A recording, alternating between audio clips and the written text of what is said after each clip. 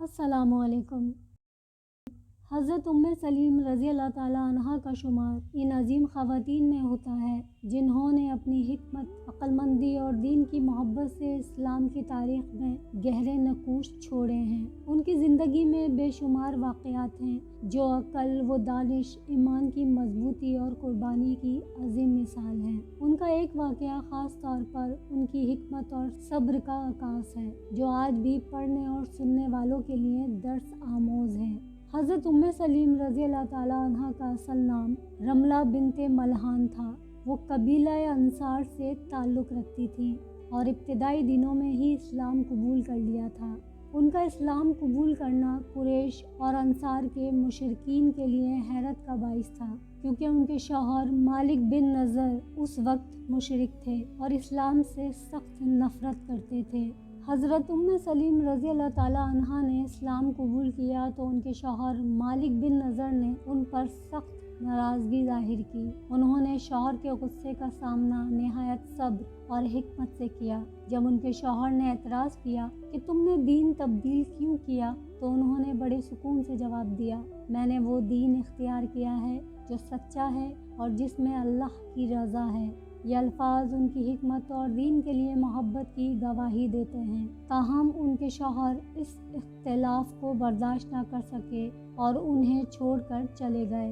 कुछ अरसे बाद मालिक बिन नज़र की वफ़ात हो गई और हज़रत उम्मे सलीम रज़ी अल्लाह ताला अन्हा अपने बेटे अनस रज़ी अल्लाह ताला अन्हो के साथ तन्हा रह गईं। हज़रत उम्मे सलीम रज़ी अल्लाह ताला अन्हा ने अपने बेटे अनस बिन मालिक रज़ी अल्लाह ताला अन्हो को एक दीनदार और अजीम इंसान बनाने की ठान ली। उन्होंने अनस रज़ी अल्लाह ताला अन्हो की तरबियत इस नहज पर की कि वो रसूल अल्लाह सल्लल्लाहु अलैहि वसल्लम के बेहतरीन खादिम और अजीम सहाबी बने। अनस बिन मालिक रज़ी अल्लाह ताला अन्हो की सीरत उनकी वालिदा की तरबियत का मुँह बोलता सबूत है।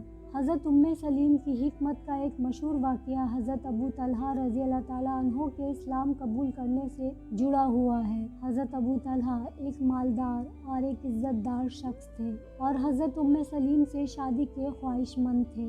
जब उन्होंने हज़रत उम्मे सलीम को निकाह का पैगाम भेजा तो उन्होंने नहायत अक्लमंदी से जवाब दिया, अबू तलहा तुम मुशरिक हो और मैं मुसलमान हूँ, ये मुमकिन नहीं मैं तुमसे शादी करूँ। अगर तुम इस्लाम कबूल कर लो तो यही मेरा महर होगा।